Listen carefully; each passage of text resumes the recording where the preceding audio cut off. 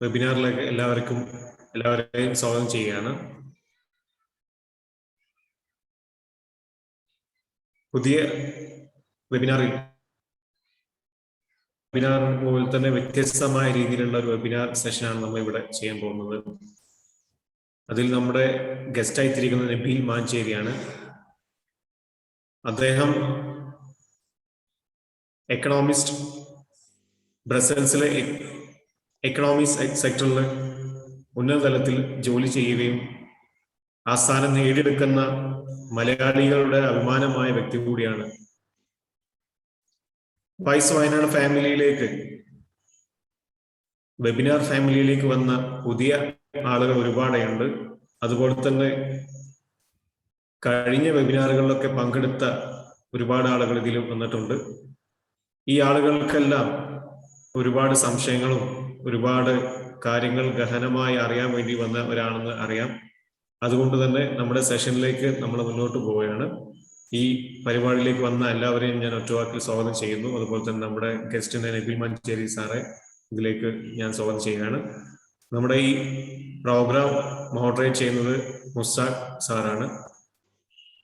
നമ്മുടെ വൈസിന്റെ ഈ ഓരോ പ്രോഗ്രാമും നിങ്ങളിലേക്ക് എത്തിക്കുന്നത് വൈസ് എന്ന എഡ്യൂക്കേഷൻ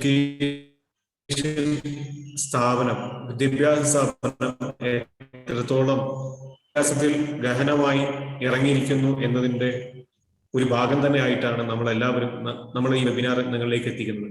വിദ്യാഭ്യാസ മേഖലയിൽ ഒരുപാട് ബുദ്ധിമുട്ടുകൾ അനുഭവിക്കുന്ന, ഒരുപാട് ചോദ്യങ്ങൾ സ്വയം ചോദിച്ചുകൊണ്ടിരിക്കുന്ന ഈ കാലഘട്ടത്തിൽ വൈസ് എന്ന western girls institution for social excellence എന്ന വയനാട്ടിലെ ഈ സ്ഥാപനം നിങ്ങളിലേക്ക് എത്തിക്കുന്നത് നിങ്ങളുടെ ചോദ്യങ്ങൾക്കും നിങ്ങളുടെ സംശയങ്ങൾക്കും ഉത്തരം നൽകിക്കൊണ്ടാണ്.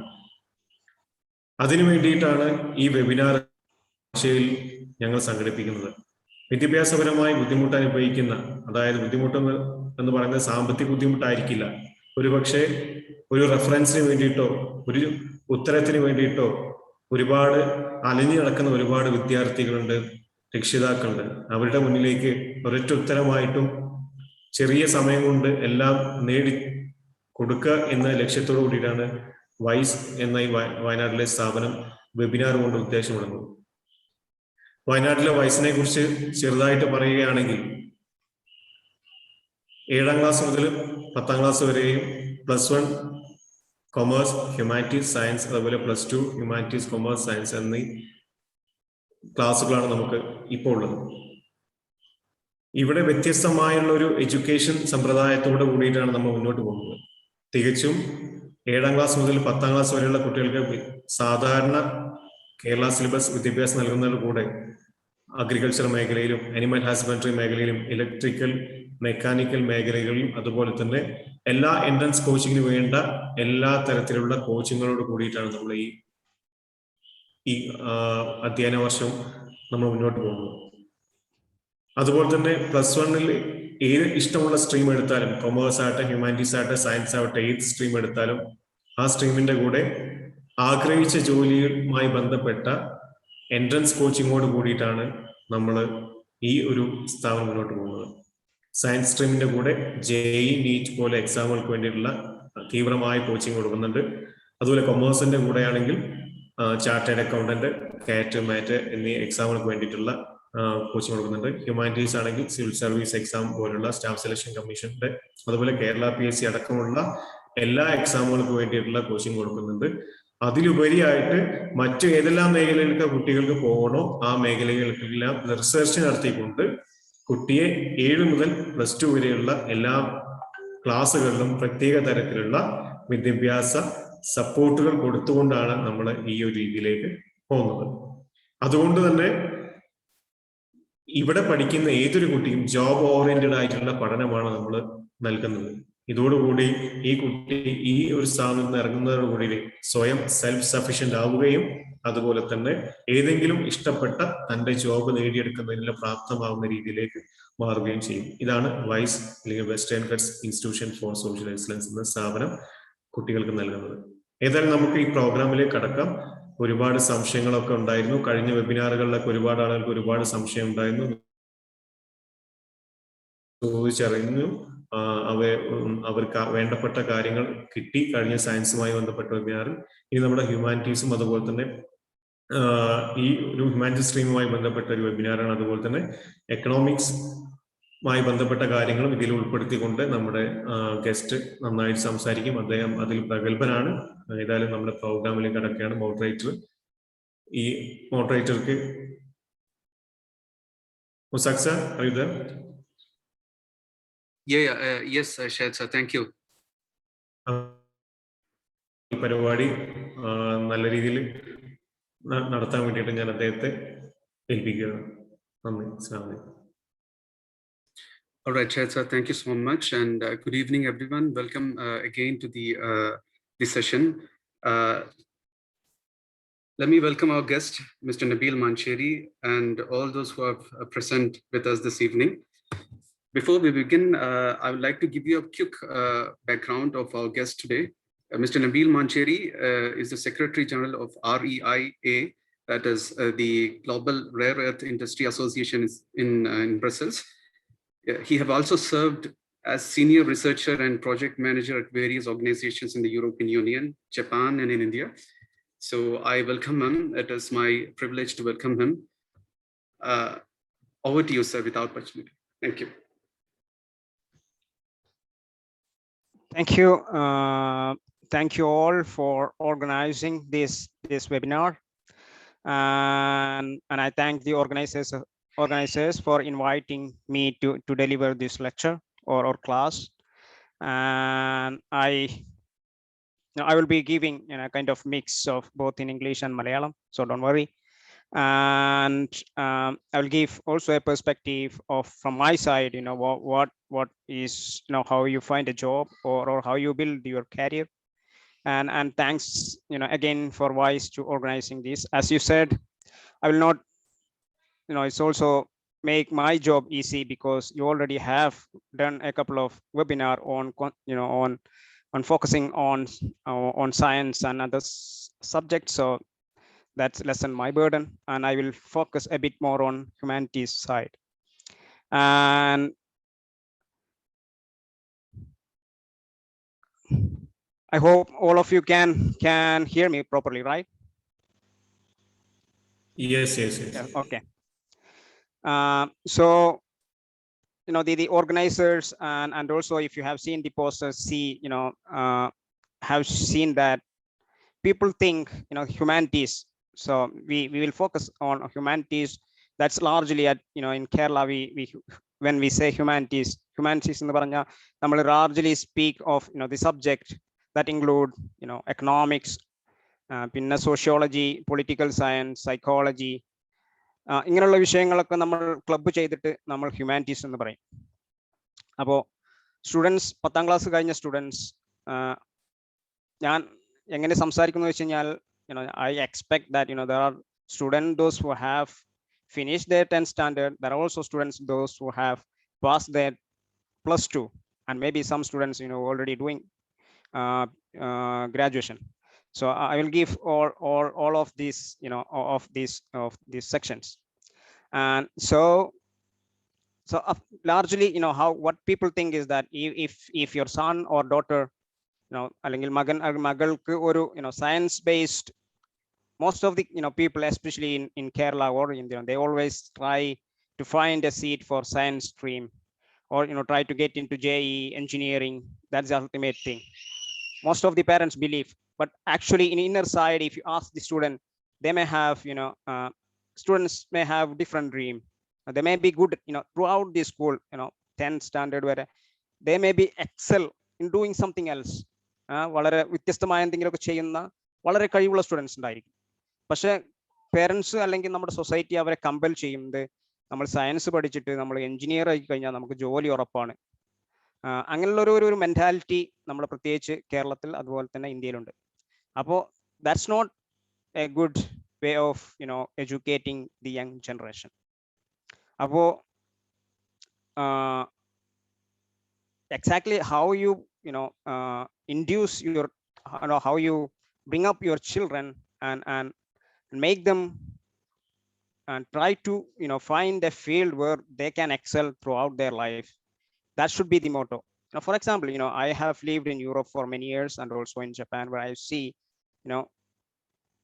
after certain stage, the parents don't, forcefully interfere in students' choices. So from 8th standard onwards, the students have a clear idea of where exactly they're going to land, because they have been trained in that way from the beginning. അപ്പോൾ നമ്മളെ schooling സിസ്റ്റത്തിലും ഞാനിത് കണ്ടതാണ്. നമ്മളിപ്പോൾ യൂറോപ്പായിട്ടും ജപ്പാനായിട്ടും ഇന്ത്യയായിട്ടും compare ചെയ്യുമ്പോൾ how they mold the students in finding their career after they finish their studies.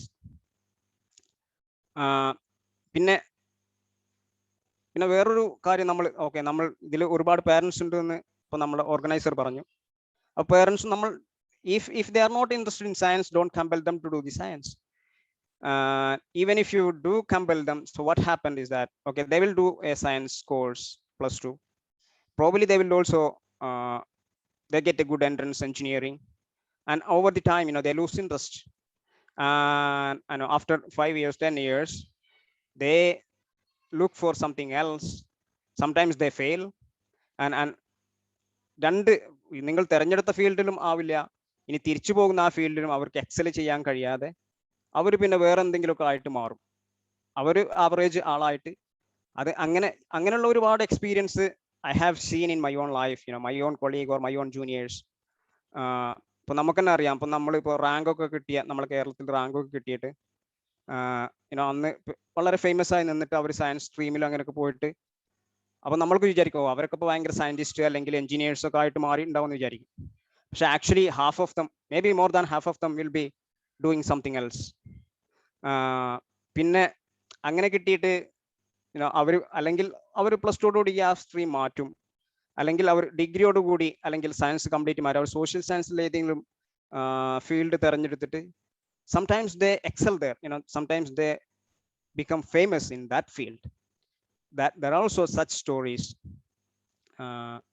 especially if in economics. This is also a point for you if some of you are looking for economics. Is we club that with the humanities. മാനവിക വിഷയങ്ങളിലാണ് നമ്മൾ economics. അത് മാനവിക മനുഷ്യ മൂല്യങ്ങളുമായിട്ട് മനുഷ്യന്റെ ഇടപെടലുമായിട്ട് ബന്ധപ്പെട്ടതുകൊണ്ടാണ് സാമ്പത്തിക ശാസ്ത്രം ആ ഒരു ഫീൽഡിൽ വന്നത്. പക്ഷെ സാമ്പത്തികം എന്ന് പറയുമ്പോൾ തന്നെ അതിൽ ഒരുപാട് സാമ്പത്തികവും പിന്നെ അങ്ങനെയുള്ള കാര്യങ്ങൾ ഒരുപാടുണ്ട്. അപ്പോൾ നമ്മൾ ഇവിടുന്ന് കേരളത്തിൽ നിന്ന് പുറത്തു പോയി കഴിഞ്ഞാൽ സാമ്പത്തിക ശാസ്ത്രത്തിൽ ഇപ്പോൾ if you want to excel in economics, one basic that I found always difficult was that to catch up with the new trend is that you need to have some kind of mathematical background. So if നിങ്ങൾ +2 കഴിഞ്ഞ് humanities കഴിഞ്ഞ് നിങ്ങൾ economics തിരഞ്ഞെടുത്തിട്ട് അത് നിർബന്ധം എന്നല്ല പറഞ്ഞത്, നിങ്ങൾക്ക് at least നിങ്ങൾക്ക് മാത്സിലൊരു അല്ലെങ്കിൽ അക്കൗണ്ടിങ് അല്ലെങ്കിൽ ഫൈനാൻസുമായി പെട്ട ഒരു ഇൻട്രസ്റ്റ് എങ്കിലും വേണം. ചിലവർക്കുണ്ടല്ലോ, ഇപ്പൊ നമ്മൾ 10ാം ക്ലാസ് ഒക്കെ പറയുമ്പോൾ അയ്യോ മാത്സ് എനിക്ക് അങ്ങോട്ട് പോകേ വേണ്ട എന്ന് പറയുന്ന ഒരാളെ കൊണ്ടുപോയിട്ട് എക്കണോമിക്സ് പഠിപ്പിച്ചു കഴിഞ്ഞാൽ he will not find a job in economic field, or he will not have any interest in that field, because ചെറുപ്പം മുതലേ അവൻ എന്താണ് മാത്സിനോട് അല്ലെങ്കിൽ ഫൈനാൻസ് സാമ്പത്തികമായ കാര്യങ്ങളോടൊക്കെ ഒരു ചെറിയ വിമുഖത ഉണ്ടായിരുന്നു. അത് അങ്ങനെ ഗ്രോ അപ്പ് ചെയ്ത് വരും. പിന്നെ അങ്ങനെ ചെയ്ത് കഴിഞ്ഞ് പിന്നെ നമ്മൾ എന്താ ചോദിച്ചാൽ ഒരു ലെവൽ കഴിഞ്ഞാൽ, ഇപ്പൊ നമ്മളൊരു PG അല്ലെങ്കിൽ മാസ്റ്റർ ചെയ്ത് കഴിഞ്ഞാൽ പിന്നെ you can find your own വേ. ഞാൻ ഫോർ എക്സാമ്പിൾ എനിക്ക് മാത്സ് എന്ന് പറഞ്ഞാൽ നിങ്ങളൊക്കെ പലരും പറയുന്ന പോലെ തന്നെ ഒരു I didn't like maths much, but പിന്നെ ഞാൻ ഇവിടുന്ന് ഞാൻ എൻ്റെ ഒരു ബാക്ക്ഗ്രൗണ്ട് പറയുകയാണെങ്കിൽ I did my BA from Calicut University for in MES College Mambad. Then actually I went to Delhi, wrote entrance of Delhi School of Economics of the Delhi University, and also JNU and also Jamia. And most of the, if you look at the most of the questions were largely on mathematical econometrics background, and we didn't have that much training at BA level that time. Now they have changed a bit more, but that time didn't have enough training in that field.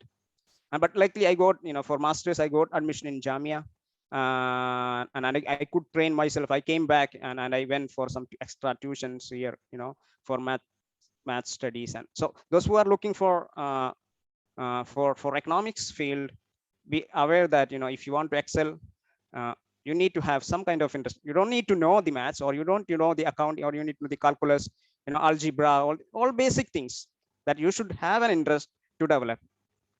And also these days, any field you go, you need to have some kind of background with the computer. And if especially in Europe, if you know some kind of modeling or programming, it really helps. But I will go to that field a bit more. And also, if you look at if in sociology or psychology, now Western universities also have a bit more on the quantitative aspect. So there also you need some kind of computer skills and mathematical skills, because the large big companies recruit these humanists. I mean, those who study history or political science.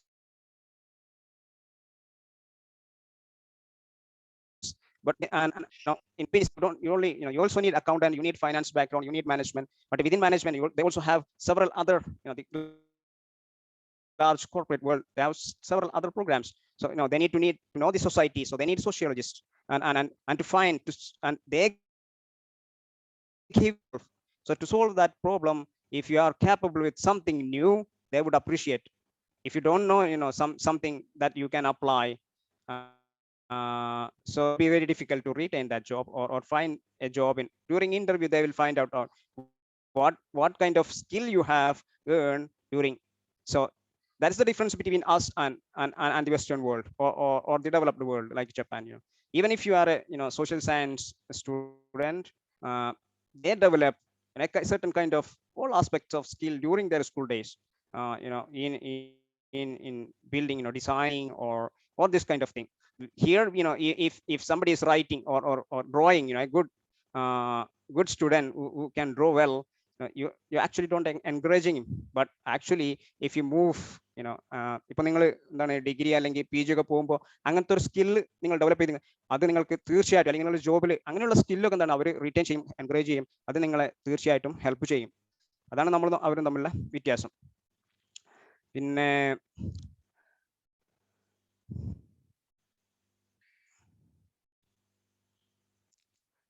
നമ്മൾ ചെയ്തെടുക്കുമ്പോൾ ഞാൻ പറഞ്ഞ പോലെ എന്താണ് നമ്മൾ നമ്മൾ degree പഠിച്ചു, ഒരു ജോലി ഡിഗ്രി കഴിഞ്ഞേക്ക് നമുക്കൊരു ജോലി കിട്ടിയിട്ട് you should not feel this is boring.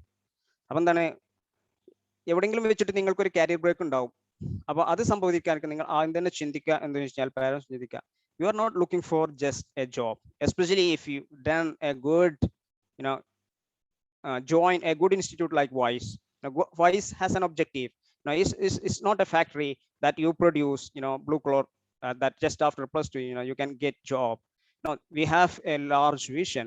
So some institutes are like that, because you are training a generation to at least half of them, if they can find a career throughout their life, and they can contribute to the society in a very profound way. അല്ലെ, നമ്മുടെ സൊസൈറ്റിയിൽ നിന്ന്, കേരളത്തിൽ നിന്ന് നമുക്കൊരു അമർത്യ സെന്നിനൊക്കെ പോലുള്ള ഒരാൾ വളർന്നു വരുന്ന, അതിനെന്താണ് ചെറുപ്പം മുതൽ, അല്ലെങ്കിൽ നമ്മളെ മിഡീവൽ ലെവലിലെ സയന്റിസ്റ്റ് ഫ്രം ഏഷ്യൻ സൈഡ്,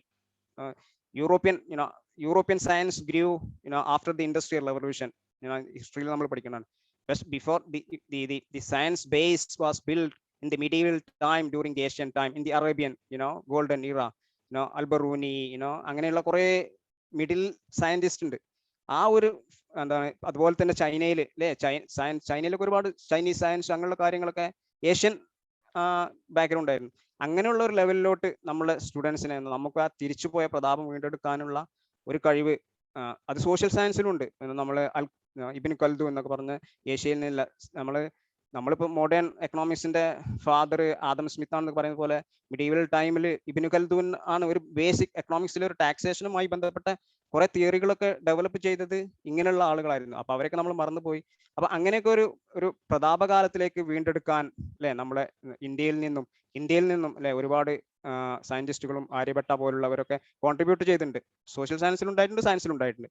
അപ്പൊ അങ്ങനെയുള്ള ഒരു ബാക്ക്ഗ്രൗണ്ട് ഒക്കെ, അങ്ങനെയുള്ള കുറെ ജനറേഷനെ വളർത്തിയെടുക്കുക എന്നുള്ള ഒരു കോൺസെപ്റ്റിലും കൂടി വൈസ് എന്ന പോലുള്ള സ്ഥാപനങ്ങൾ നിർവഹിക്കും. പിന്നെ അപ്പോൾ എന്താണെന്ന് വെച്ച് കഴിഞ്ഞാൽ നമ്മളെ മെന്റാലിറ്റി മാറുന്നത് മാർക്ക് കുറഞ്ഞവൾക്കാണ് ഹ്യൂമാനിറ്റീസ്. ഇത് കേൾക്കുന്ന പാരൻസിനോട് എനിക്ക് പ്രത്യേകം പറയാനുള്ളത് അതാണ്. മാർക്ക് കുറഞ്ഞതുകൊണ്ടാണ് എൻ്റെ മോന് ഹ്യൂമാനിറ്റീസിന് വിടുന്നത്, അല്ലെങ്കിൽ ഇപ്പോൾ ഇവിടെ പഠിക്കുന്ന നല്ല പിള്ളേർ പഠിക്കുന്നുണ്ടെങ്കിൽ നിങ്ങൾ അവരെ ഹ്യൂമാനിറ്റീസുമായി സബ്ജക്റ്റിൽ നിങ്ങൾ പറഞ്ഞയച്ചാൽ, അല്ലെങ്കിൽ അവർക്ക് അതിലാണ് താല്പര്യം ഉണ്ടെങ്കിൽ പറഞ്ഞയച്ചാൽ, അവരെ നിങ്ങൾ പ്രഷർ ചെയ്തെങ്ങാണ്ട് സയൻസ് ഫീൽഡിൽ വിട്ടിട്ട് അവരൊരു ആവറേജ് ആയിട്ട് മാറും, ചിലപ്പോൾ എക്സൽ ചെയ്യും. പക്ഷെ ഇവിടെ ചിലപ്പോൾ അവരെന്ത് ചെയ്യും, എക്സൽ ആയിട്ട് അവരെ കാരിയർ പാത്ത് അവർ ഫൈൻഡ് ചെയ്തിരിക്കും. പിന്നെ അങ്ങനെ ചെയ്യുന്ന ഒന്ന് രണ്ട് എനിക്ക് തന്നെ പേഴ്സണലി അറിയാം. എന്താണ് കേരളത്തിൽ വയസ്സ് ഇപ്പോൾ പുതിയതല്ലേ, ഇത് പഴയതായിട്ട് ഇപ്പോൾ 2-3 സ്ഥാപനങ്ങൾ കേരളത്തിൽ തുടങ്ങിയത് എനിക്ക് പേഴ്സണലി അറിയുന്ന സ്ഥാപനങ്ങൾ. അതിന്റെ സ്ഥാപക നേതാക്കളൊക്കെ ചോദിക്കുന്നത് ഗീവ് അസ് ബ്രൈറ്റ് സ്റ്റുഡൻറ്. നമ്മൾ സാധാരണ എന്താണ് മാർക്ക് കുറഞ്ഞ ആ കാലത്ത് മാർക്ക് കുറഞ്ഞവരെയൊക്കെയാണ് നമ്മൾ ഹ്യൂമാനിറ്റീസിലോട്ട് വരുന്നത്. അപ്പോൾ ഇപ്പോൾ അവരെന്ത് പറഞ്ഞു വെച്ചാൽ bright student.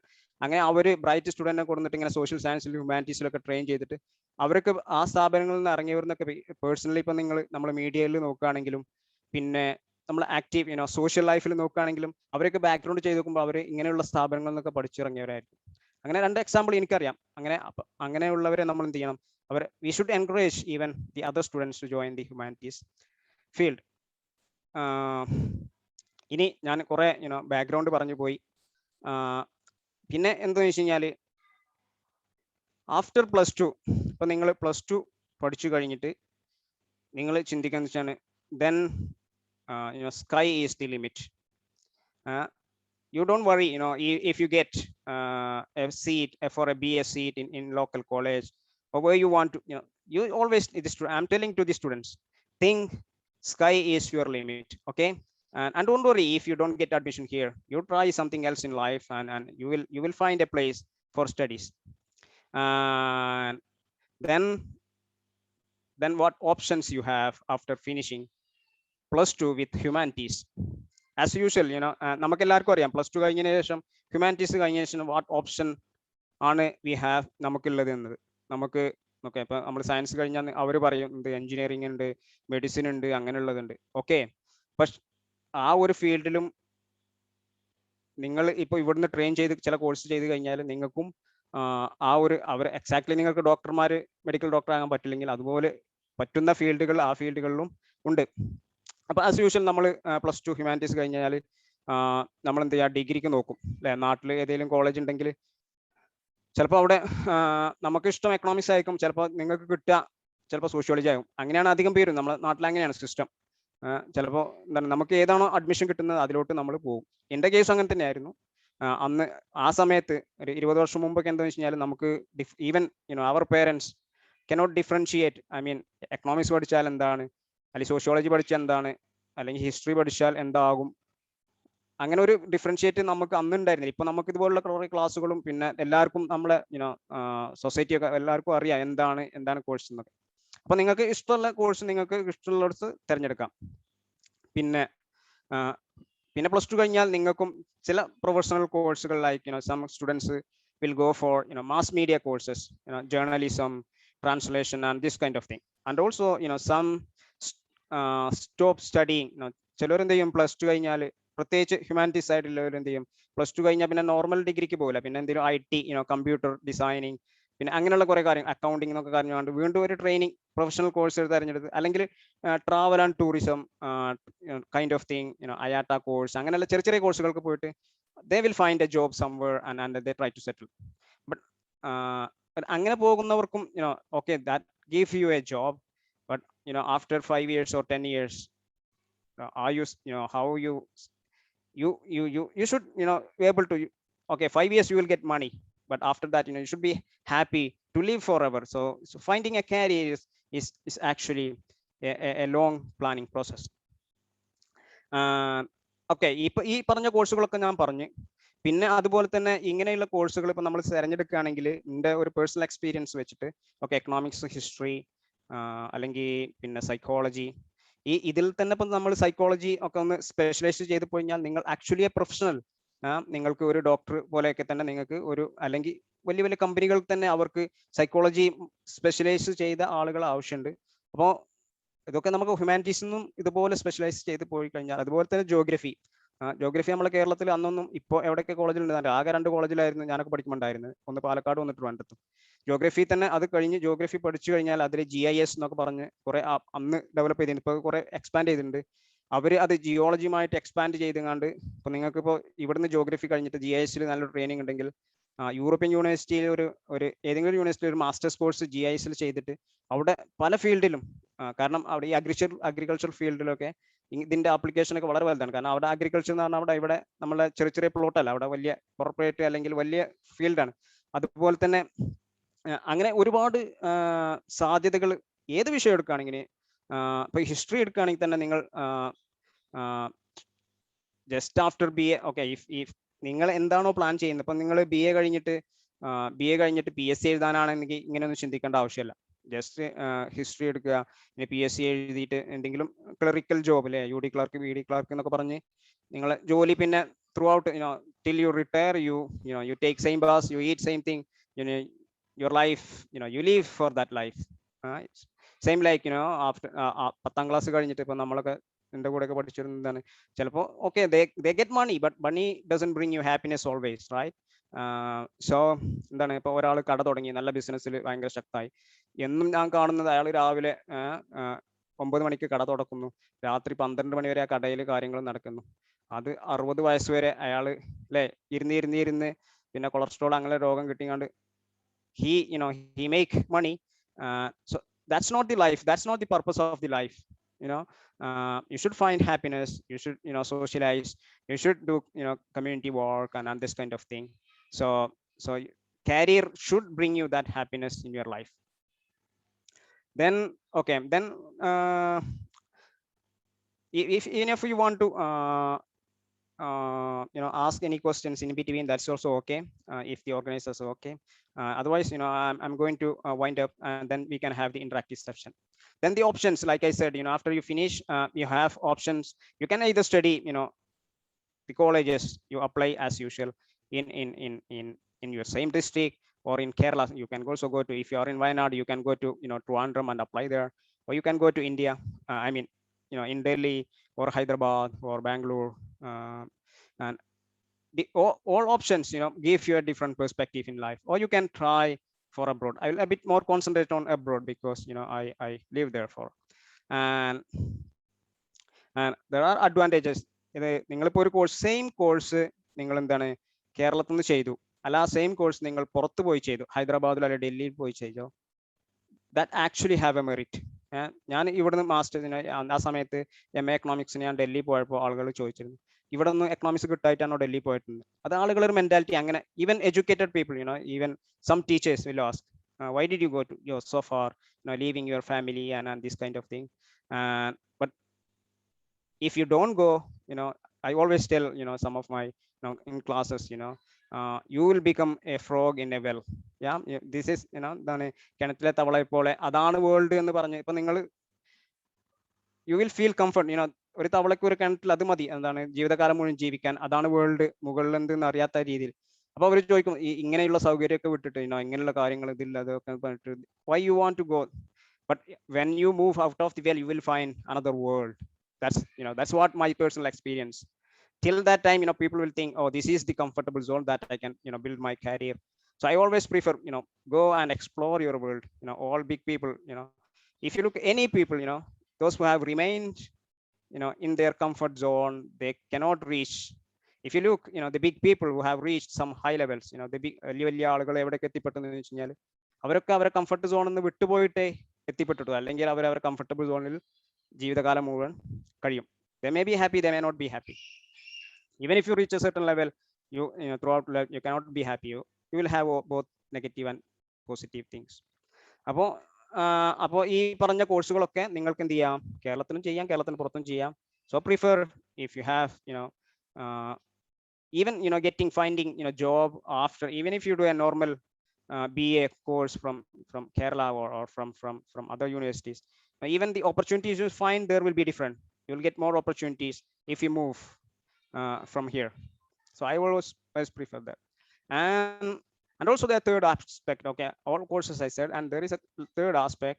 it's language course. Unfortunately, this is actually, I will say, in Kerala, we don't have a university or even universities offering BA level course on various languages. This is actually, the market has opened up since, last 10-15 years. Language courses എന്ന് പറഞ്ഞാൽ നമ്മൾ Chinese പഠിക്കുന്നു, Japanese പഠിക്കുന്നു, Korean പഠിക്കാം, പിന്നെ European language like German, French, and this kind of thing. And ഇത് പഠിച്ചു കഴിഞ്ഞാൽ also Arabic, Arabic also has great scope. ഇത് ഇങ്ങനെ ലാംഗ്വേജ് പഠിച്ചു കഴിഞ്ഞാൽ എന്താണെന്ന് വെച്ചാൽ it will also open your arena. നിങ്ങൾക്കൊരു ഡിഗ്രി കിട്ടിയെന്ന് മാത്രമല്ല, ഡിഗ്രിക്ക് ശേഷം പിന്നെയും നിങ്ങൾക്ക് ആ കോഴ്സ് തന്നെ അവിടെ തന്നെ എന്താണ് ആ കോഴ്സ് അതിന്റെ മാസ്റ്റർ എടുക്കണം എന്ന് നിർബന്ധമില്ല. നിങ്ങൾക്ക് അവിടുന്ന് ജോലിക്ക് സാധ്യതയുണ്ട്. അതുപോലെ തന്നെ വേറെ ആ ലാംഗ്വേജുമായി ബന്ധപ്പെട്ട് വേറെ പല കോഴ്സുകളും ആ രാജ്യങ്ങളിൽ പോയി പഠിക്കാനുള്ള ഓപ്ഷൻ നിങ്ങൾക്കുണ്ട്. അപ്പോൾ പിന്നെ അപ്പോൾ എന്താ വെച്ച് കഴിഞ്ഞാൽ ഇപ്പം നമ്മൾ അങ്ങനെ ഫോറിൻ ലാംഗ്വേജ് കോഴ്സ് ഇന്ത്യയിൽ പഠിപ്പിക്കുന്ന സ്ഥാപനങ്ങൾ വളരെ കുറവാണ്. പിന്നെ പ്രൊഫഷണൽ ആയിട്ട് ഡിപ്ലോമ അങ്ങനെയുള്ള കാര്യങ്ങളൊക്കെ കൊടുക്കുന്ന സ്ഥാപനങ്ങളുണ്ട്. അപ്പൊ എന്താ ചോദിച്ചാൽ ഒന്നെങ്കിൽ നിങ്ങൾക്ക് എൻട്രൻസ് എഴുതിയാണ്ട് ഈ കോഴ്സുകൾ തിരഞ്ഞെടുക്കുക. അപ്പൊ തിരഞ്ഞെടുക്കുമ്പോൾ ഡിഗ്രി ലെവലിൽ തിരഞ്ഞെടുക്കുമ്പോൾ ഒന്നുകിൽ JNU, ഡൽഹി യൂണിവേഴ്സിറ്റിയിൽ ഫ്യൂ കോഴ്സ് ഉണ്ട്. പിന്നെ FLU എന്ന് പറയുന്ന ഹൈദരാബാദിലെ സ്ഥാപനത്തിലുണ്ട്. പിന്നെ അങ്ങനെ കുറച്ച് സ്ഥാനങ്ങൾ ബാക്കി ഉണ്ട്. FLUവിന്റെ പല ക്യാമ്പസുകളുണ്ട്. കേരളത്തിൽ വരും പറഞ്ഞു, വന്നിട്ടില്ല. അപ്പൊ എന്താ വെച്ചാൽ നമ്മൾ ആ ലാംഗ്വേജ് സെലക്ട് ചെയ്യുമ്പോൾ ഒന്നെങ്കിൽ ഞാൻ പറഞ്ഞ പോലെ നിങ്ങൾ ഒരു BA ലെവൽ ഒരു ഇത് കോഴ്സ് സെലക്ട് ചെയ്താൽ നിങ്ങൾക്ക് മുമ്പ് പറഞ്ഞ പോലെ നിങ്ങൾക്ക് ഒരു നോർമൽ പാത്ത്, അതായത് അതിന്റെ MA എടുക്കുക, പിന്നെ അല്ലെങ്കിൽ PhD ഒക്കെ എടുക്കുക, അല്ലെങ്കിൽ നെറ്റ് എഴുതിയാണ്ട് നിങ്ങൾക്ക് കോളേജ് ലെക്ചേഴ്സ് ആയിട്ട് ഇന്ത്യയിൽ എവിടെയെങ്കിലും കയറാം. അല്ലെങ്കിൽ അത് normal, every one do that. അല്ലെങ്കിൽ എന്താ വെച്ചാൽ ആ BA നിങ്ങൾ പഠിച്ചുകൊണ്ടിരിക്കുമ്പോൾ തന്നെ ഏത് ലാംഗ്വേജാണോ പഠിക്കുന്നത് ആ രാജ്യങ്ങളിലെ എംബസികൾ അല്ലെങ്കിൽ രാജ്യക്കാർ എന്താണ് ആ ലെവലിൽ തന്നെ കുറെ സ്കോളർഷിപ്പ് ഒക്കെ തരുന്നുണ്ട്. ആ സ്കോളർഷിപ്പ് തന്നിട്ട് നിങ്ങൾ ആ രാജ്യത്തിലോട്ട് പോകാൻ തയ്യാറാവുക. അവിടെ പോയിട്ട് ഒരു വർഷത്തെ ലാംഗ്വേജ് ട്രെയിനിങ് കഴിച്ചു കഴിഞ്ഞാൽ പിന്നെ അവരൊരു ഓപ്ഷൻ ഉണ്ട്, നിങ്ങൾക്ക് അവിടെ വേറെ കോഴ്സുകളുണ്ട്, മോർ പ്രൊഫഷണലി ഓറിയന്റഡ്, അല്ലെങ്കിൽ മാനേജ്മെന്റ്, അല്ലെങ്കിൽ ഹോട്ടൽ മാനേജ്മെന്റ്, പിന്നെ ടൂറിസം, നമുക്ക് പബ്ലിക് പോളിസി, സോഷ്യൽ വെൽഫെയർ, പിന്നെ അഗ്രികൾച്ചറൽ പോളിസി, അല്ലെങ്കിൽ സൈക്കോളജി, അങ്ങനെയുള്ള ആ കോഴ്സ് അവിടെ പോയിട്ട് ആ രാജ്യങ്ങളിൽ നിങ്ങൾ ചെയ്യാം. അതെന്തെന്ന് വെച്ച് കഴിഞ്ഞാൽ പല രാജ്യങ്ങളിലും ഈ ഫോറിൻ കോഴ്സുകളുള്ള ഈ രാജ്യങ്ങളിലൊക്കെ ഈ കോഴ്സ് കഴിഞ്ഞ് അവിടെ ഫോറിൻ സ്റ്റുഡൻസിന് സ്കോളർഷിപ്പിനും ചാൻസ് ഉണ്ട്. അതുപോലെ തന്നെ പിന്നെ അണ്ടർ ഗ്രാജുവേറ്റ് ലെവലിൽ അധികവും അവിടുത്തെ അണ്ടർ ഗ്രാജുവേറ്റ് കോഴ്സ് എന്ന് പറഞ്ഞാൽ നമ്മൾ BA ലെവൽ ആ ലെവലിൽ കോഴ്സുകളെല്ലാം ലോക്കൽ ലാംഗ്വേജിലായിരിക്കും. ജർമ്മൻ, ഫ്രഞ്ച്, ജപ്പനീസ്, ചൈനീസ് എന്നുള്ള കാര്യമായിരിക്കും. പിന്നെ കുറെ മാസ്റ്റർ ലെവൽ കോഴ്സുകളാണെങ്കിൽ എല്ലാം ചില കോഴ്സ് രാജ്യങ്ങളിൽ കുറെ ഇപ്പോൾ യൂറോപ്യൻ രാജ്യങ്ങളിലൊക്കെ ഇപ്പോൾ ഇംഗ്ലീഷ് കോഴ്സുകളും ഉണ്ട് മാസ്റ്റർ ആണെങ്കിൽ. അപ്പൊ ഇവിടുന്ന് ഇപ്പൊ ഞാൻ ആദ്യം പറഞ്ഞ പോലെ നിങ്ങൾ ഹിസ്റ്ററി, എക്കണോമിക്സ്, അങ്ങനെയുള്ള പബ്ലിക് പോളിസി ഒക്കെ ഉള്ള കോഴ്സുകൾ എടുത്തിട്ടുണ്ടെങ്കിൽ നിങ്ങൾക്ക് മാസ്റ്റേഴ്സിന് പോകുമ്പോൾ ഇംഗ്ലീഷ് കോഴ്സ് അങ്ങനെയുള്ള രാജ്യങ്ങളിൽ ഉണ്ട്. പിന്നെ ഇനി courses, other courses. Sorry, Nabil sir, if I may interrupt you, please. There's a question from the panel. Yeah. Sorry. Yeah. Which asks about the opportunity of economic. That is Indian Economic Service. Yeah. What is the body all about? I mean, and what are the related opportunities within India and outside India? Okay. Yeah. If you want to start the interactive session, I can start. But I will also give a couple of. I will finish my talk in 10 minutes, and then we can start the. I will also address this question. Yeah. Please go ahead. Yeah. And so this open up your having a degree from abroad. So നിങ്ങൾ ഒരു നിങ്ങൾ ഒരു under graduate level language course ആണെങ്കിൽ നിങ്ങൾ always ഇനി any other course if you are looking at under graduate level, അതായത് BA ലെവലിൽ നിങ്ങൾ കോഴ്സ് ആണെങ്കിൽ നിങ്ങൾ എന്താണ് ഏത് രാജ്യമാണ് നിങ്ങൾ ചൂസ് ചെയ്യേണ്ടത്? റൈറ്റ് യൂണിവേഴ്സിറ്റി ആയിരിക്കണം, പിന്നെ റൈറ്റ് കോഴ്സ് ആയിരിക്കണം. ഏത് കോഴ്സാണ് നിങ്ങൾ സെലക്ട് ചെയ്യുന്നത്? പിന്നെ അതിൽ തന്നെ യൂറോപ്പിൽ പോകണോ, ഏഷ്യയിൽ പോകണോ, ചൈന ഇപ്പൊ നിങ്ങൾക്ക് ചൈനീസ് ലാംഗ്വേജ് പഠിക്കാന്നുണ്ട്. എൻ്റെ ഒരു പേഴ്സണൽ എക്സ്പീരിയൻസ് വെച്ച് it's very important. Middle East, if you know Chinese language, you're going to get, I'm make sure that you're going to get a job either in Gulf or even European companies and countries are looking for Chinese language expert. So Chinese language and also Japanese languages and also Korean language. Then if how much it going to cost, under graduate ലെവലിൽ നിങ്ങൾക്ക് വിദേശത്ത് പോയി പഠിക്കണമെങ്കിൽ scholarship അല്ലാതെ എത്ര cost, അതൊക്കെ നിങ്ങൾ consider ചെയ്യണം. പിന്നെ അവിടെ പോയി വർക്ക് പാർട്ട് ടൈം ചെയ്യാൻ പറ്റുമോ, പിന്നെ പഠിപ്പ് കഴിഞ്ഞതിന് ശേഷം അവിടെ സ്റ്റേ ബാക്ക് ചെയ്ത് ജോലി കണ്ടെത്താൻ പറ്റുമോ എന്നുള്ള കാര്യങ്ങളൊക്കെ അങ്ങനെയൊക്കെ അതൊക്കെ ചെയ്യാം.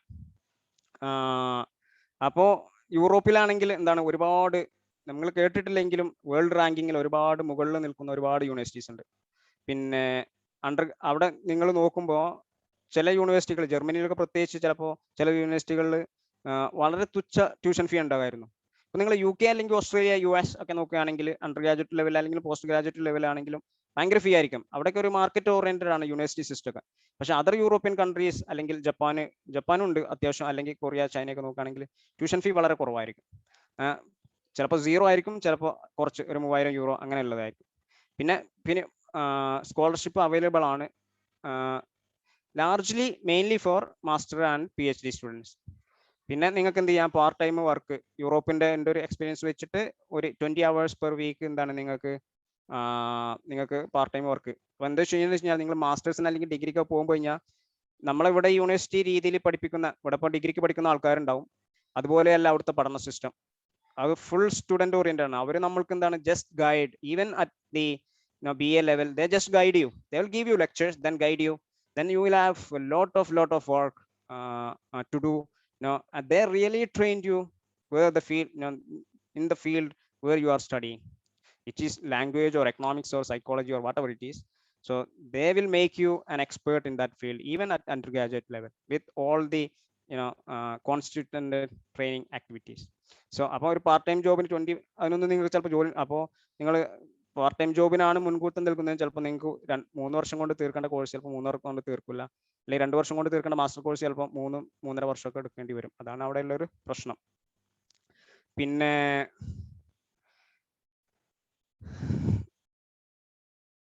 പിന്നെ ഓൾസോ ഞാൻ പറഞ്ഞ മുമ്പിൽ തന്നെ യൂറോപ്പിൽ അണ്ടർ ഗ്രാജുവേറ്റ് ലെവലിലും ഇങ്ങനത്തെ, ഇപ്പൊ നിങ്ങൾ ഫോർ എക്സാമ്പിൾ ഈ ജർമ്മനിയിൽ ഫോർ എക്സാമ്പിൾ ഇതൊക്കെ കോർഡിനേറ്റ് ചെയ്യാൻ ഒരു നാഷണൽ ഏജൻസി ഉണ്ട്, ജപ്പാനിലുണ്ട്. അത് ഫോർ എക്സാമ്പിൾ ഡാഡ് എന്നാണ് ജർമ്മൻ ഓൾറെഡി സിസ്റ്റത്തെ പറയുന്നത്. പിന്നെ ജപ്പാനിലാണെങ്കിൽ അത് ലോർജലി പറയാം, അത് ministry of science and technology Monbusho scholarship എന്നാണ് പറയുന്നത്.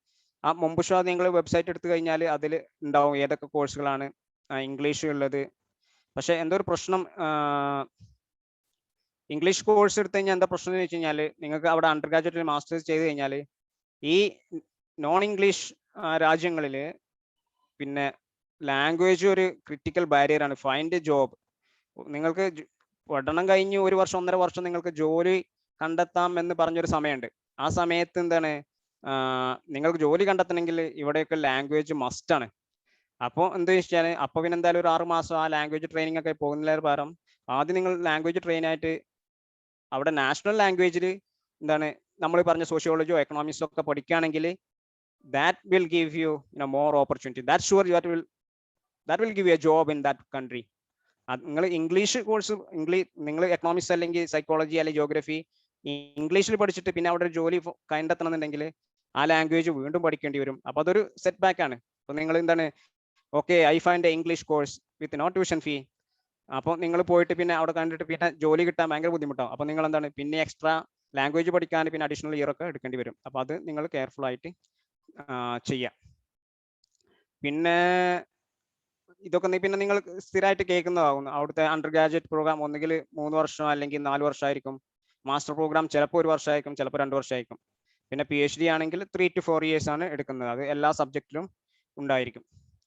പിന്നെ ഞാനതുപോലെ തന്നെ പറഞ്ഞ പോലെ പിന്നെ സ്കോളർഷിപ്പ് അധികവും മാസ്റ്റർ സ്റ്റുഡൻസിനായിരിക്കും. പിന്നെ എല്ലാ രാജ്യത്തിനും ഇതൊക്കെ കോർഡിനേറ്റ് ചെയ്യുന്ന ഒരു നാഷണൽ ലെവൽ ഏജൻസി ഉണ്ടാവും. ഇപ്പോൾ ജർമ്മനിന്റെ ഡാഡ് പോലെ, ജപ്പാന്റെ മൊംബുഷോ എന്ന് പറഞ്ഞ പോലെ, കൊറിയൻ്റെതുണ്ട്, ചൈനീസ് ലാംഗ്വേജ് സ്കോളർഷിപ്പ് ഉണ്ട് ചൈനീസ് സ്റ്റുഡൻസിന്. ഇതൊക്കെ നിങ്ങൾ എന്ത് ചെയ്യാം, എക്സ്പ്ലോർ ചെയ്യാം. ഇപ്പം എല്ലാം ഓൺലൈൻ അവൈലബിൾ ആണല്ലോ, വെറുതെ ഗൂഗിളിട്ട് അടിച്ചു കൊടുത്താൽ മതി, എന്ത് കാര്യം ഇഷ്ടംപോലെ ഇൻഫർമേഷൻ അവൈലബിൾ ആണ്, മുമ്പത്തെ പോലെയല്ല. അപ്പോൾ ഇങ്ങനെയുള്ള കാര്യങ്ങളൊക്കെ പിന്നെ അറിയുന്നവരോട് ചോദിക്കാം. അപ്പോൾ ഒരുപാട് പേര് അവിടെയൊക്കെ ഉണ്ട്. അപ്പോൾ ഇങ്ങനെയുള്ള ഒരുപാട് ഓപ്ഷൻസ് നിങ്ങൾക്ക് ഇപ്പോൾ ഉണ്ട്. അപ്പോൾ ഇതോടുകൂടി ഞാൻ ഇവിടെ നിർത്തുകയാണ്. ഇനി നമുക്ക് ഇന്ററാക്റ്റീവ് സെഷനിലോട്ട് പോകാം. ഞാൻ അപ്പോൾ ആദ്യം ചോദിച്ച ഇന്ത്യൻ എക്കണോമിക് സർവീസ്, അതെ, ഇന്ത്യൻ എക്കണോമിക് സർവീസ് എന്ന് പറഞ്ഞത് UPSC നടത്തുന്ന ഒരു UPSC നമ്മുടെ മെയിൻ സിവിൽ സർവീസ് നടത്തുന്നത് പോലെ തന്നെ വർഷത്തിലൊരിക്കൽ നടത്തുന്ന ഒരു പരീക്ഷയാണ് എക്കണോമിക് സർവീസ്. അത് ഗ്രാജുവേഷൻ മതി, എക്കണോമിക്സിൽ ഗ്രാജുവേഷൻ മതി. പിന്നെ ഓപ്പർച്യൂണിറ്റി എന്ന് പറഞ്ഞാൽ നമ്മളുടെ ഗവൺമെന്റിന്റെ ഈ ഫൈനാൻസ് മിനിസ്ട്രിയിലും കൊമേഴ്സ് മിനിസ്ട്രിയിലും ട്രേഡ് മിനിസ്ട്രിയിലും എല്ലാമാണ് അതിന്റെ പോസ്റ്റിങ്. പിന്നെ എന്താ നിങ്ങൾ ഉദ്ദേശിച്ചാൽ പിന്നെ അതെ good carrier almost equal like you getting an IAS. It's below IAS secretary level, but it's a good opportunity. Many of my classmates from my degree day post graduation days are in those services, and also in tax service, and also SEBI and this kind of organization will give you a good job opportunity there. And it's not a big task to crack. If you study and know the method, then it's really easy to crack. Yeah. So you can ask the other questions, and yeah, I'll be happy to answer.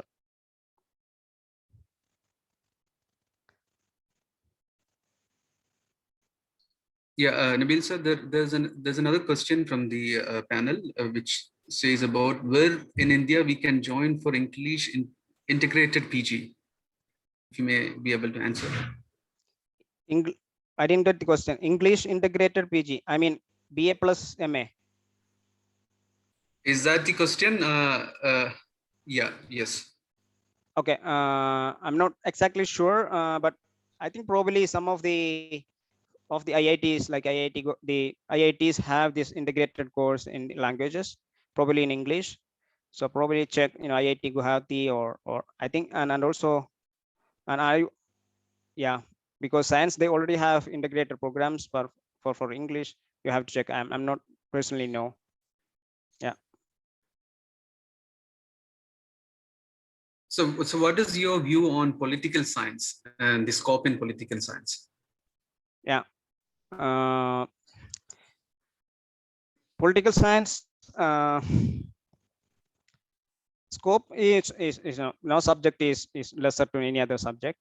If you do if you are looking for BA, then MA, and after BA you can always diversify to have a master in mass science, journalism, print or vision, and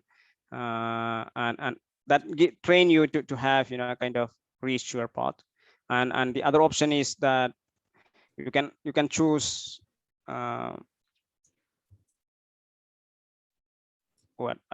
you can choose as usual political science MA and write for the college lectureship and this kind of thing. And also there's also opportunity and for PhD, and if you do a right thesis of political science, you can it's anything you go beyond master level, all subjects are equal, so there is no comparison or which is bad or something is good. So yeah, that's my opinion. And also always UPSC, many people opt for administration, political science, even if they may have degree in science or even some MBBS doctors. Sometimes they choose political science as a subsidiary because the field is not so big. You don't need technical details to memorize.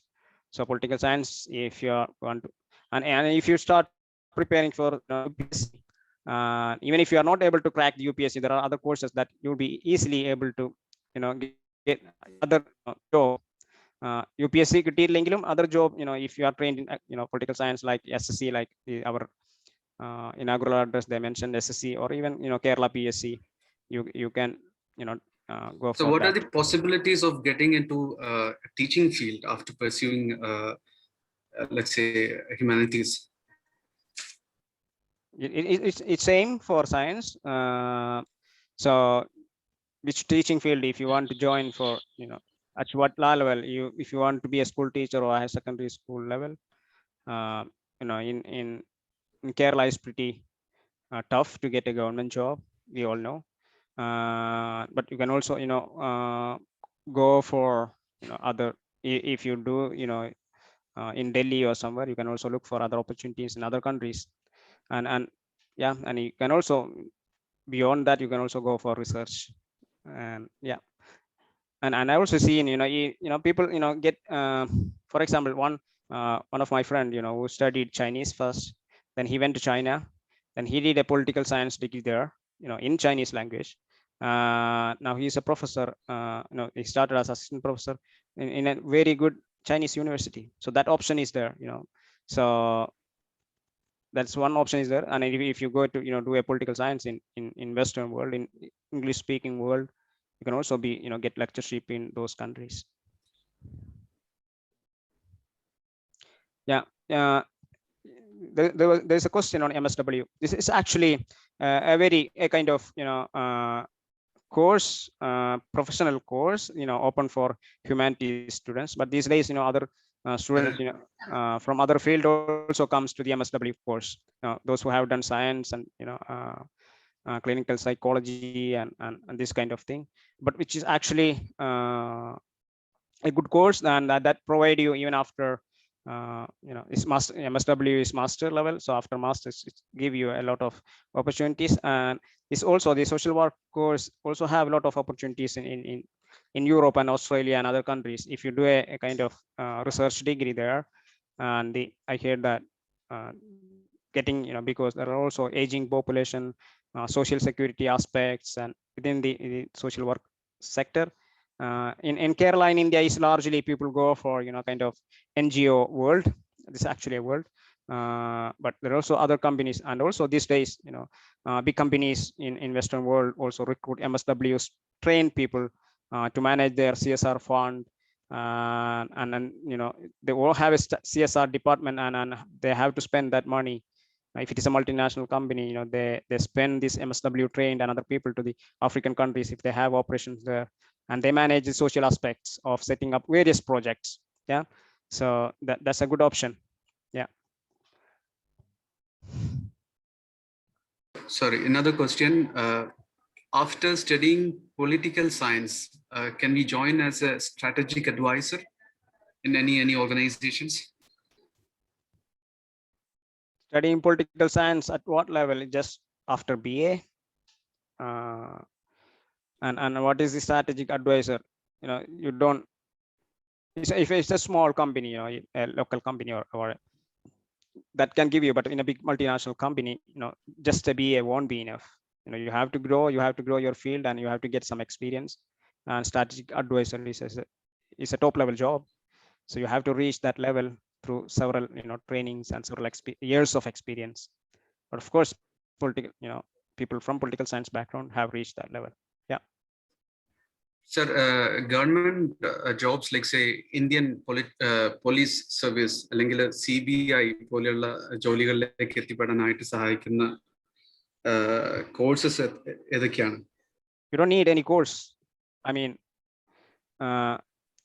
you have to, if you want to get IPS or IAS, you have to have a normal degree, political science or science degree or whatever degree you want.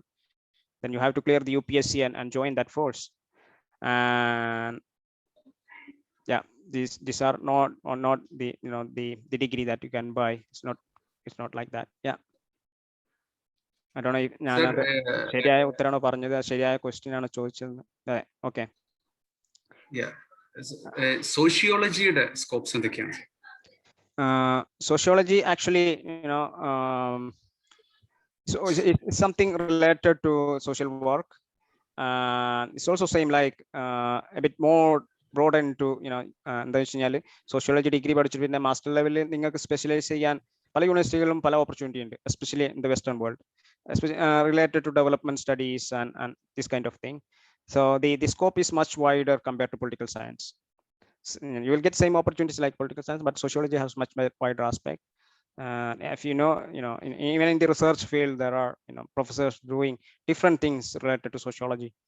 So the scope is a bit more higher. And if you know some quantitative techniques, and these days, even sociology, big professors have used to use quantitative techniques on research aspect, finding new ways to solve, social problems. And they also have, link to the economics field. The recent Nobel stuff, the flow, and the other, the Bengal, Mr. Banerjee, So they all, sometimes apply the sociological aspect in the economics. So at certain level, it has bigger impact and huge scope. I'm not talking about you just after finishing BA. Okay, so you have to do a kind of PhD and have some publication in the field. Yeah. Sir, ഈ IIT Madras അല്ലെങ്കിൽ TISS പോലെയുള്ള സ്ഥാപനങ്ങൾ, അത്തരം യൂണിവേഴ്സിറ്റീസിൽ humanities കോഴ്സസിന് ചേർന്ന് കഴിഞ്ഞാലുള്ള സാധ്യതകൾ, അതിന്റെ ശേഷം നമുക്ക് ചെന്നെത്താൻ പറ്റുന്ന ജോലി സാധ്യതകൾ എന്തൊക്കെയായിരിക്കും? ഞാൻ പറഞ്ഞില്ല നേരത്തോളം, always it open up a new window to you. നിങ്ങൾ എന്താണ് സെയിം കോഴ്സ് ഇവിടെ കേരളത്തിൽ ചെയ്യുകയാണെങ്കിൽ, അല്ലെങ്കിൽ നിങ്ങൾ വയനാട് ചെയ്യുകയാണെങ്കിൽ, അതിലേറെ സ്കോപ്പ് നിങ്ങൾ IIT മദ്രാസ് പോയി കഴിഞ്ഞാൽ കിട്ടും. അവരുമായിട്ട് ഒരുപാട് ലിങ്കുള്ള ഇൻഫർമേഷൻ, അതാണ് ഇൻഫർമേഷൻ ആൻഡ് ഓപ്പർച്യൂണിറ്റി. അതാണ് മെയിൻ കാര്യം. നമ്മളെല്ലാവരും ഈക്വൽ, ഓൾമോസ്റ്റ് നമ്മൾ human being, almost every one, അവൻ ഇന്റലിജന്റ് ആണ്, ഇവൻ ഇന്റലിജന്റ് ആണ്, അല്ലെങ്കിൽ അവൻ ഹൈ കാലിബറുള്ള ആളാണെന്നൊന്നുമില്ല. ബേസിക് തിങ് ഈസ് ദാറ്റ് ആർക്കാണോ ഇൻഫർമേഷൻ കിട്ടുന്നത്, ആർക്കാണോ ഓപ്പർച്യൂണിറ്റി കിട്ടുന്നത്, for example, I was just an average student, but എന്താണ് നമ്മളിങ്ങനെ അവിടെ പോയി യാത്ര ചെയ്യുമ്പോൾ സംസാരിക്കുമ്പോൾ നമ്മളുടെ നെറ്റ്വർക്ക്, IIT പോകുമ്പോൾ you build up a different network, U get to know the information, you get to know the opportunities. So that gave you a different world than doing something a local college in Kerala. So I always yeah please go ahead, sir. So I always ask students, okay, don't stick to your place, travel and join somewhere else, and that will help you throughout your life. All right, thank you. Sir, നമ്മുടെ regular degrees, അതുപോലെ തന്നെ distance education, ഇത് തമ്മിൽ എന്തെങ്കിലും വ്യത്യാസങ്ങൾ, ഇപ്പൊ അതിന്റെ സർട്ടിഫിക്കേഷനിലോ അല്ലെങ്കിൽ അതുമായിട്ട് ബന്ധപ്പെട്ട കാര്യങ്ങളിലോ എന്തെങ്കിലും വ്യത്യാസങ്ങൾ റിയൽ വേൾഡ് ലൈഫിൽ ഉണ്ടാവുമെന്നുള്ളതാണ്?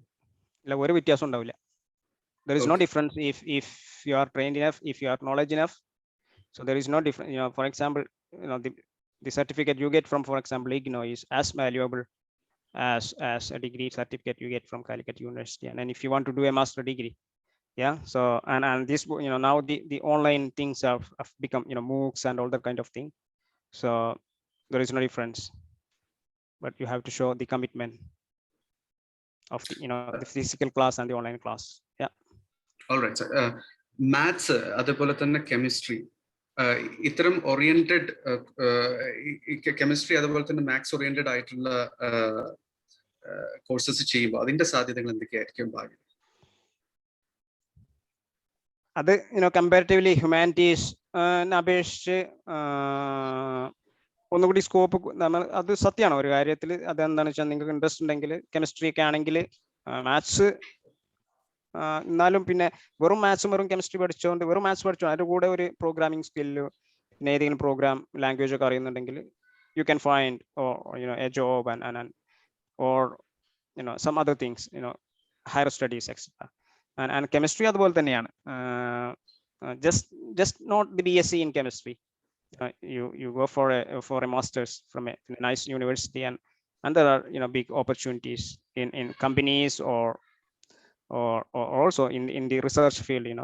There are millions of projects, especially in the US. If you find science, it's actually easy to get. If you are from the science field, the funding is more. That's also true. The project funding in Western world is more for science related or engineering related projects. So getting an internship, for example, if you have very nice background, you have done a nice master course, so getting an internship in a foreign company, if in a pharmaceutical company or a chemical company, is much higher if you have a chemistry. But that may not, a political science students with same background may not get an internship in a big company, though they have political science related field. Yeah. Thank you again, sir. So what would be the scope of a master's degree in psychology in the Western world? It's a very highly recommended professional course, becoming a professional course these days. Trained psychologist, clinical psychologist, and psychology also have various different fields. For example, the university I worked in Belgium, and I because one of my Indian friend asked the scope of psychology in Belgium, and they specifically say they need to have a mathematical background for the psychology students, or at least they should know the basic algebra. എന്ന് വെച്ച് കഴിഞ്ഞാൽ നമ്മൾ കോഴ്സിന് join ചെയ്യുന്നതിന് ശേഷം ഇത് ബുദ്ധിമുട്ടാണെന്ന് പറഞ്ഞ് പോരാൻ പാടില്ല. അപ്പൊ അങ്ങനെ കോൺഫിഡന്റ് ഉള്ള ആളുകൾക്ക് സോഷ്യൽ സയൻസ് ഫീൽഡിൽ നിന്ന് മാത്സ് ബാക്ക്ഗ്രൗണ്ട് ഉള്ളവർക്ക് സൈക്കോളജി പോയി വെസ്റ്റേൺ വേൾഡ് സൈക്കോളജി എന്താണ് ഒരു പ്യൂർ സയൻസ് ഫീൽഡിലോട്ട് മാറിക്കൊണ്ടിരിക്കുകയാണ് പുതിയ ഇതിൽ. അപ്പോൾ ആ ഒരു ഇൻട്രസ്റ്റ് ഉള്ള ആളുകൾക്ക് psychology is very interesting. Lot of opportunities coming up. ഇത് പതിയെ ആ ഫീൽഡൊക്കെ ഈ എന്താ വെച്ച് കഴിഞ്ഞാൽ ഇങ്ങനെയുള്ള പുതിയ ഫീൽഡ് യൂറോപ്പിലും വെസ്റ്റേണിലും വരുമ്പോൾ അതുമായി റിലേറ്റഡ് ഫീൽഡ് നമ്മളെ BPO സർവീസ് അങ്ങനെയുള്ള സർവീസ് വഴി അതിന്റെ ബേസിക് വർക്കൊക്കെ ഇന്ത്യയിൽ നിന്നും ചെയ്യാം. അപ്പോൾ നമുക്ക് അങ്ങോട്ടൊന്നും പോകാൻ കഴിഞ്ഞിട്ടില്ലെങ്കിലും ചിലപ്പോൾ അങ്ങനെയുള്ള കമ്പനികളിലൊക്കെ എന്താണ് അവരെ ബാക്ക്ഗ്രൗണ്ട് വർക്ക് നമ്മളെ ഇവിടുന്ന് ട്രെയിൻ ചെയ്ത ആളുകൾക്ക് നമുക്ക് ബാംഗ്ലൂരിലും ഓക്കെ ഇപ്പം നമ്മൾക്ക് ഫ്രണ്ട്സിനെ തന്നെ അറിയാം. നമുക്ക് അറബിക്കൊക്കെ കഴിഞ്ഞവർ ഒരുപാട് പേര് കുറെ കമ്പനികൾക്ക് വേണ്ടി BPO കമ്പനികൾക്ക് വേണ്ടിയൊക്കെ വർക്ക് ചെയ്യുന്നുണ്ട്. പിന്നെ ജസ്റ്റ് സ്പീക്കിംഗ് അവർ ട്രാൻസ്ലേഷൻ അവർ ചെയ്യുന്ന ജോലിയൊക്കെ വലിയ ഫാർമസ്യൂട്ടിക്കൽ കമ്പനി അല്ലെങ്കിൽ കെമിക്കൽ കമ്പനി അവരുടെയുമായി ഡോക്യുമെന്റേഷനുമായി ബന്ധപ്പെട്ട കാര്യങ്ങളൊക്കെ. അപ്പം അങ്ങനെയുള്ള ജോലികളൊക്കെ നമുക്ക് ഇങ്ങനെയുള്ള കാര്യം ചെയ്യുമ്പോഴും കിട്ടും. സർ, സൗത്ത് ഇന്ത്യയിൽ നമുക്ക് ഇത്തരം കോഴ്സസിന് വേണ്ടി ഓപ്റ്റ് ചെയ്യാൻ പറ്റുന്ന ഏറ്റവും മികച്ച യൂണിവേഴ്സിറ്റികൾ ഏതൊക്കെയാണ്? ഏത് കോഴ്സാണെങ്കിലും ഇപ്പോൾ നിങ്ങൾ ഇപ്പോൾ IIT പറഞ്ഞ പോലെ IIT മദ്രാസ് ഇപ്പോൾ ഹ്യൂമാനിറ്റീസിൽ ഒരുപാട് കോഴ്സുകളുണ്ട്. പിന്നെ ഞാൻ compared to Tamil Nadu universities in Tamil Nadu, I offer Kerala universities like Cochin University, Cochin KUSAT or പിന്നെ കേരള യൂണിവേഴ്സിറ്റി, മഹാത്മാഗാന്ധി യൂണിവേഴ്സിറ്റി, പിന്നെ അവിടെ അളഗപ്പ യൂണിവേഴ്സിറ്റി, ഗാന്ധിനഗർ യൂണിവേഴ്സിറ്റി എന്നൊക്കെ പറഞ്ഞ് അതിലേറെയൊക്കെ ഓപ്റ്റ് ചെയ്യുന്നത്. കാരണം എനിക്കറിയാം അവരെ ക്വാളിറ്റി, അവിടുന്ന് കിട്ടുന്ന പേഷ്യൻ്റെ ഒക്കെ ക്വാളിറ്റി എനിക്കറിയാം. അതുകൊണ്ട് അതിലേറെ ബെറ്റർ കേരള യൂണിവേഴ്സിറ്റിയാണ്. പക്ഷേ നിങ്ങൾക്ക് IIT അല്ലെങ്കിൽ ഹൈദരാബാദ് സെൻട്രൽ യൂണിവേഴ്സിറ്റി, ഉസ്മാനിയ എന്നൊക്കെ പറഞ്ഞ് പോവുകയാണെങ്കിൽ you get more exposure and also you learn a new language, new culture that will also help you in life, if you go for a job. So don't go for kind of Bharatiyar, this kind of, but okay, Madras University and this kind of a bit renewed universities you opt for, that's good. Yeah, so sociology another good option is that Asim Premji universities offer good course and a very socio relevant educated relevant courses. And if you want to look at their sociology, they are very sociology oriented, anthropology oriented, humanities oriented, and they also get good placement and they also get fellowship there. So it's a renewed South Indian university, Asim Premji University. So still private, but it's a good university. All right, sir. So sociology അതേപോലെ MSW ഒക്കെ പഠിക്കാനായിട്ട് സ്കോളർഷിപ്പോട് കൂടി പഠിക്കാനായിട്ട് സാധിക്കുന്ന foreign countries ഏതൊക്കെയായിരിക്കും, അല്ലെങ്കിൽ foreign universities ഏതൊക്കെയായിരിക്കും? Foreign university ഞാൻ പറഞ്ഞ പോലെ നിങ്ങൾ ആദ്യം സെലക്ട് ചെയ്യുന്നത് MSW നിങ്ങൾ കോഴ്സ് സെലക്ട് ചെയ്തു, മാസ്റ്റർ കോഴ്സ്. ഓസ്ട്രേലിയൻ യൂണിവേഴ്സിറ്റികളും US യൂണിവേഴ്സിറ്റികളും ഒക്കെ കൊടുക്കുന്നുണ്ട്. പക്ഷെ അവിടെയൊക്കെ നമ്മൾ സെലക്ട് ചെയ്യുന്നത് വെച്ച് കഴിഞ്ഞാൽ പിന്നെ സ്കോളർഷിപ്പ് കിട്ടാൻ കുറച്ച് കോമ്പറ്റീറ്റീവ് ആണ്. പിന്നെ ചില നാഷണൽ ലെവൽ ഈ രാജ്യങ്ങൾക്ക് കൊടുക്കുന്ന പിന്നെ ഓസ്ട്രേഡ് സ്കോളർഷിപ്പ്, പിന്നെ ഫോർഡ് ഫൗണ്ടേഷൻ, ഷീവനിങ് എന്നൊക്കെ പറഞ്ഞ ഈ നാഷണൽ ഗവൺമെന്റ് ബേസ്ഡ് സ്കോളർഷിപ്പ്, അത് കിട്ടണമെങ്കിൽ നിങ്ങൾ അവരെന്ത് ചോദിക്കുന്നത് ആദ്യം അഡ്മിഷൻ കിട്ടിയിരിക്കണം എന്നാണ്. അപ്പോൾ അഡ്മിഷൻ കിട്ടിക്കഴിഞ്ഞാൽ ഈ ഓപ്ഷൻ ഇത് കിട്ടുമെന്ന് ഉറപ്പില്ല. പിന്നെ യൂണിവേഴ്സിറ്റികളിൽ ചെറിയ ട്യൂഷൻ ഫീ കവർ ചെയ്യാനുള്ള സ്കോളർഷിപ്പുകൾ കൊടുക്കും. അല്ലെങ്കിൽ അല്ലെങ്കിൽ ഇംഗ്ലീഷ് സ്പീക്കിംഗ് കൺട്രീസിൽ നോക്കിയിട്ട്, ഇപ്പോൾ ഫോർ എക്സാമ്പിൾ നിങ്ങൾ ജർമ്മൻ ഈ ഡാഡ് എന്ന് പറയുന്ന സ്കോളർഷിപ്പും എഡ്യൂക്കേഷനൊക്കെ മാനേജ് ചെയ്യുന്ന ജർമ്മനിയുടെ ഡാഡ്, അവരുടെ വെബ്സൈറ്റിൽ പോയിട്ട് നിങ്ങൾ നോക്കി കഴിഞ്ഞാൽ അതിൽ നിങ്ങൾക്ക് ഓപ്ഷൻ ഉണ്ട് സെലക്ട് ചെയ്യാൻ. അപ്പോൾ ഫീ എന്ന് കാണിക്കുമ്പോൾ ഫീ 0 to 3,000 euro എന്ന്. അപ്പോൾ 0 എന്ന് കൊടുക്കുക. പിന്നെ ഏതാണ് കോഴ്സ്, അതിൽ സോഷ്യൽ സയൻസിൽ തന്നെ ഓപ്ഷൻ ഉണ്ട്, master course in economics or public policy, അങ്ങനെ ഒരുപാട് ഓപ്ഷൻ. അത് സെലക്ട് ചെയ്തിട്ട് നമ്മളതിനെ സെലക്ട് ചെയ്തിട്ട് നമ്മൾ അപ്ലൈ ചെയ്യുക, അത്രേ ഉള്ളൂ. നമ്മൾ എന്ത് തീരുമാനിച്ചാലും നമ്മൾ അപ്ലൈ ചെയ്തുകൊണ്ടേ ഇരിക്കുക, അത്രേ ഉള്ളൂ. എന്ത് ആണ് ഓപ്പർച്യൂണിറ്റി വരുമ്പോൾ ഗ്രാബ് ചെയ്യുക എന്ന ഇതാണ്. അതെ. All right, so thank you so much. I guess we are done with the questions from the panel. Yeah, there's one more question in fact. Civil service, like say foreign university degree എടുത്താൽ civil സർവീസിന് advantage എന്തൊക്കെയാണ്? Advantage ആണോ? അങ്ങനെയൊന്നുമില്ല. Civil സർവീസിന് വേണ്ടിയിട്ട് നിങ്ങൾ foreign university പോയിട്ട് ഒരു ഡിഗ്രി എടുത്തു കഴിഞ്ഞാൽ സിവിൽ സർവീസിന് വേണ്ടിയിട്ട് ഫോറിൻ ഡിഗ്രി എടുക്കണം എന്നില്ല. സിവിൽ സർവീസിന് വേണ്ടി നമ്മൾ ഇവിടുത്തെ ഡിഗ്രി എടുത്താൽ മതി. അതിനാ ഡിഗ്രി പോരാണ്. സിവിൽ സർവീസ് ക്ലിയർ ചെയ്യുന്നുണ്ടെങ്കിൽ ആ ഡിഗ്രി പോരാ. Degree as A qualification you need A degree, but to clear that exam, you need much more thorough intensive work. ഇരുന്ന് ഒരു വർഷം 1.5 വർഷം ചിലപ്പോൾ 2 വർഷം ആകാം. ഇരുന്ന് അതിന് തപസ് ചെയ്താൽ മാത്രമേ അത് ക്ലിയർ ചെയ്യുള്ളൂ, വേറൊരു കമ്മിറ്റ്മെന്റും ഇല്ലാതെ. All right, so there's one final question, I believe. Yeah. ഇപ്പോൾ IPS ഓഫീസർ അല്ലെങ്കിൽ ആ ഒരു ഇന്ത്യൻ, നേരത്തെ നമ്മൾ ചോദിച്ചൊരു ക്വസ്റ്റ്യൻ ആണ്, ഇന്ത്യൻ പോലീസ് സർവീസിൽ ചെന്നെത്താനായിട്ട് +2 കൂടെ നമ്മൾ ഏത് സബ്ജക്റ്റ് ആണ് ഓപ്റ്റ് ചെയ്യേണ്ടതെന്നുള്ള, ഹ്യൂമാനിറ്റീസ് തന്നെയാണോ? അല്ല, അങ്ങനെയൊന്നുമില്ല. അപ്പൊ നിങ്ങൾക്ക് ഇപ്പോൾ ഹ്യൂമാനിറ്റീസിലേറെ നിങ്ങൾക്ക് ഈസി മാത്സും കെമിസ്ട്രി ഒക്കെ ആണെന്നുണ്ടെങ്കിൽ, അതിലാണ് നിങ്ങൾക്ക് കോൺഫിഡൻസ് ഉണ്ടെന്നുണ്ടെങ്കിൽ തീർച്ചയായിട്ടും നിങ്ങൾക്ക് ആ സബ്ജക്റ്റിൽ സിവിൽ സർവീസ് എഴുതാം, പിന്നെ അതിൽ കിട്ടും. അപ്പൊ അത്രേ ഉള്ളൂ. ഇപ്പൊ ചിലവർക്കൊക്കെ മാത്സ് ഭയങ്കര ഈസി ആയിക്കാണ്. മാത്സിൽ ചില ആളുകൾ മാത്സ് എടുത്തിട്ട് പിന്നെ മാത്സും പൊളിറ്റിക്കൽ സയൻസും ഓപ്ഷൻ ആയിട്ട് എടുത്തിട്ട് 2 സബ്ജക്റ്റാണ് നമ്മൾ എക്സ്പെർട്ട് ആവേണ്ടത്, അത് സിവിൽ സർവീസിൽ എഴുതുന്നവരുണ്ട്. കാരണം മാത്സിൽ അവർക്ക് അത്ര ഇഷ്ടമായിരിക്കും. അത്ര ഏത് ക്വസ്റ്റ്യൻ വന്നാലും സോൾവ് ചെയ്യാൻ കഴിയുന്നവരാണെങ്കിൽ that's pretty easy. All right, sir. I guess ആർക്കെങ്കിലും എന്തെങ്കിലും ക്വസ്റ്റ്യൻസ് ഇനിയും ചോദിക്കാനുണ്ടോ? Any more questions, please?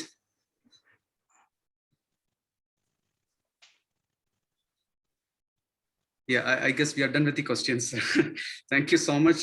I really thank you for joining us this evening out of your busy schedule. It has been a privilege. It has been a great time with you. In fact, we really thank you on behalf of Western Guards and all those who have joined us. Thank you again, and hope we'll be able to connect again for some interesting topics. നമ്മുടെ അടുത്ത ഒരു webinar എന്ന് വെച്ച് കഴിഞ്ഞാൽ July 3rd higher education opportunities എന്നുള്ള ടൈറ്റിലാണ്. അതിന്റെ അതുമായിട്ട് ബന്ധപ്പെട്ട ഡീറ്റെയിൽസ് ഇന്ന് പങ്കെടുത്തവർക്കൊക്കെ ആയിട്ട് നമ്മൾ ഷെയർ ചെയ്യുന്നതായിരിക്കും വരും ദിവസങ്ങളിൽ. എന്തായാലും പങ്കെടുത്ത എല്ലാവർക്കും നന്ദി, പ്രത്യേകിച്ച് നബീൽ സാറിനും ഒരിക്കൽ കൂടി നന്ദി. And we're going to wind up. There's nothing more to discuss, I believe, isn't it, sir? Okay. All right. Thank you. Thank you so much. Pleasure. Thank you so much. Talk to you soon. Yeah, bye. All right, sir. Great pleasure. Thank you.